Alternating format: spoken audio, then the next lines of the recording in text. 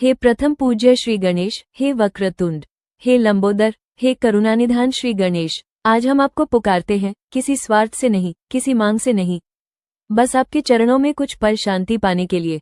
भगवान गणेश, आप ही तो हैं जो हर आरंभ से पहले पूजे जाते हैं, क्योंकि आप जानते हैं बिना आपकी कृपा के हर शुरुआत अधूरी है। आप विघ्नहर्ता हैं, पर क्या आपने कभी सोचा है कि विघ्न आते क्यों हैं? विघ्न इसलिए नहीं आते कि हमें तोड़ा जाए, विघ्न आते हैं ताकि हम झुकना सीखें, और जब हम झुकते हैं तब हमें आप मिलते हैं, गणपति बप्पा। हे गजानन, आपका विशाल मस्तक हमें सिखाता है कि सोच बड़ी रखो। आपके छोटे नेत्र यह बताते हैं कि व्यर्थ बातों पर ध्यान मत दो। आपके बड़े कान सिखाते हैं कि सुनना सीखो, क्योंकि हर उत्तर बोलने में नहीं, सुनने में छिपा होता है।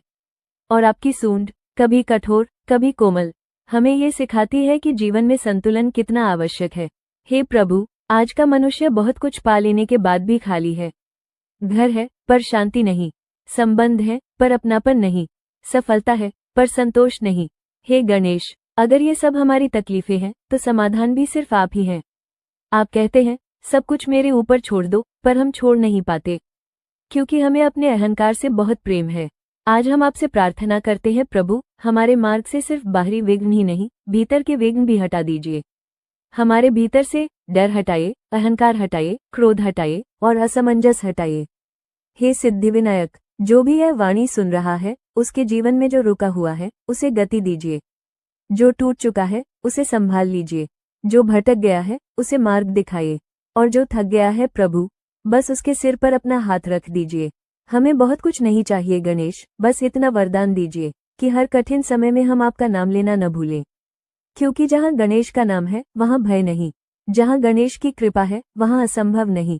अंत में बस इतना कहेंगे प्रभु, हे विघ्नहर्ता, हमारे जीवन के हर आरंभ में आप बने रहिए। वक्रतुंड महाकाय सूर्यकोटि समप्रभ निर्विघ्न कुरु मे देव सर्वकार्येषु सर्वदा। फोल्डेड हैंड्स गणपति बप्पा मोरया फोल्डेड हैंड्स।